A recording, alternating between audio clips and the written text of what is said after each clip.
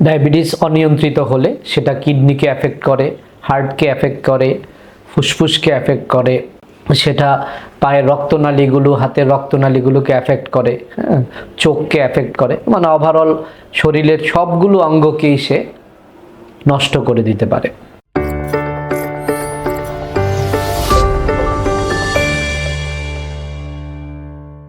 আসসালামু আলাইকুম, আমি doctor Mohammad Abu Bakar Siddique Faisal, general laparoscopic, colorectal ও ব্রেস্ট সার্জারি বিশেষজ্ঞ। 14ই নভেম্বর ছিল বিশ্ব ডায়াবেটিস দিবস। ডায়াবেটিস বিষয়ে মানুষকে সচেতন করাই এ দিবসের উদ্দেশ্য। ডায়াবেটিস যদি নিয়ন্ত্রণে থাকে তাহলে একজন মানুষ খুব সুন্দরভাবেই স্বাভাবিক জীবনযাপন করতে পারে। খাওয়ার কন্ট্রোলের মাধ্যমে, নিয়মিত ওষুধ গ্রহণের মাধ্যমে এবং কিছু শারীরিক এক্সারসাইজের মাধ্যমে ডায়াবেটিস সহজেই নিয়ন্ত্রণে রাখা যায়। কিন্তু ডায়াবেটিস যদি নিয়ন্ত্রণে না থাকে তাহলে এটা খুব বাজে একটা রোগ হিসেবে মানুষের মাঝে ফিরে আসে।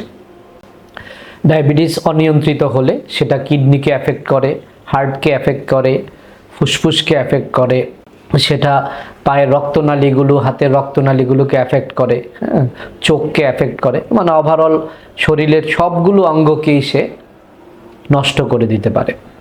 সেজন্য ডায়াবেটিস নিয়ন্ত্রণে থাকলেই সব ধরনের সমস্যা থেকে মুক্তি পাওয়া সম্ভব। অনিয়ন্ত্রিত ডায়াবেটিস থাকলে ডায়াবেটিসের রোগীদের পায়ে ঘা দেখা দেয়, একে আমরা ডায়াবেটিক ফুট বলি। এছাড়াও এই ডায়াবেটিস রোগীদের রোগ প্রতিরোধ ক্ষমতা কম থাকে, ফলে সামান্য একটা খোঁচা বা সামান্য একটা ছোট লোমকূপের ফোড়া থেকে পুঁজ এবং বাজে অবস্থা তৈরি হয়ে যেতে পারে। সামান্য খোঁচা থেকে পা ফুলে সেলুলাইটিস হয়ে, অ্যাবসেস হয়ে একটা খারাপ অবস্থা তৈরি হয়।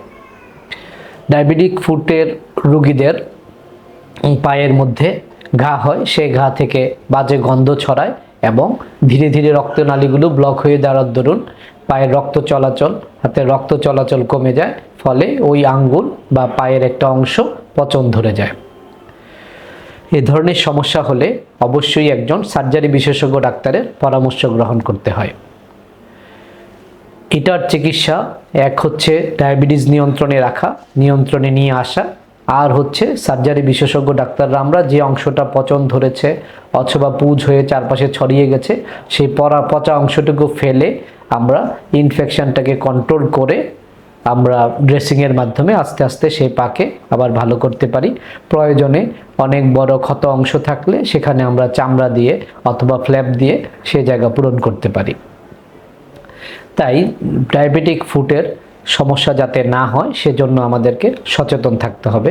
ডায়াবেটিক রোগীকে তার পায়ের যত্নের ব্যাপারে খুবই বেশি মনোযোগ দিতে হবে। খালি পায়ে হাঁটা যাবে না এবং অবশ্যই স্যান্ডেল পরে উঁচু নিচু জায়গা দেখে হাঁটা উচিত।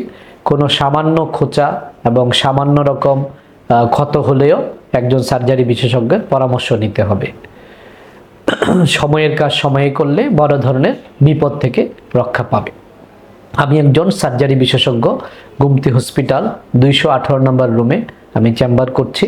ডায়াবেটিক ফুট অথবা ডায়াবেটিস জনিত ফোড়া বা অন্য যে কোনো সেলুলাইটিসের সমস্যা হলে আপনারা সরাসরি আমার চেম্বারে যোগাযোগ করতে পারেন।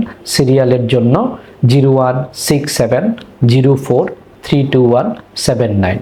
সুস্থ থাকুন, ডায়াবেটিস নিয়ন্ত্রণে রাখুন, ভালো থাকুন, আল্লাহ হাফেজ।